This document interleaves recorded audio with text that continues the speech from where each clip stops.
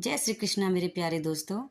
आज मैं आपके लिए श्रीमद् भगवद गीता का 9वां अध्याय लेके आई हूँ, जिसे राज विद्या राजगुहा योग, जो सबसे गोपनीय ज्ञान कहा जाता है, भक्ति और ईश्वर के प्रति पूर्ण समर्पण के महत्व पर केंद्रित है।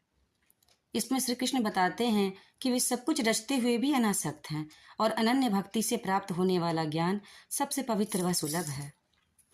अध्याय 9 का मुख्य सारांश इस प्रकार है। सर्वोच्च ज्ञान, ज्ञान और विज्ञान। कृष्ण कहते हैं कि यह ज्ञान सबसे गोपनीय, पवित्र और प्रत्यक्ष फल देने वाला है। ईश्वर की सर्वोच्चता। कृष्ण सर्वव्यापी हैं, सब कुछ उन्हीं में समाहित है, फिर भी वे सृष्टि के कार्यों से विरक्त उदासीन रहते हैं। अनन्य भक्ति का महत्व।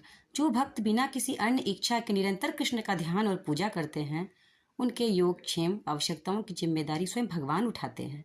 भक्ति की सुलभता। भगवान कहते हैं कि यदि कोई प्रेम पूर्वक मुझे एक पत्ता, फूल, फल या पानी भी अर्पित करता है तो मैं उसे स्वीकार करता हूँ। पाप से मुक्ति।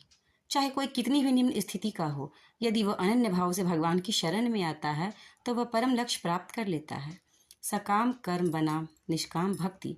वे लोग जो अन्य देवताओं की पूजा करते हैं, वे भी अप्रत्यक्ष रूप से कृष्ण की ही पूजा कर रहे होते हैं, लेकिन उनका फल सीमित स्वर्ग होता है, जबकि कृष्ण की भक्ति शाश्वत है।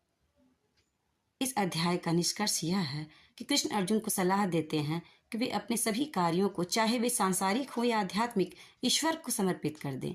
यही सच्चा कर्मयोग और ज्ञान है। तो इस प्रकार से ये 9वां अध्याय है।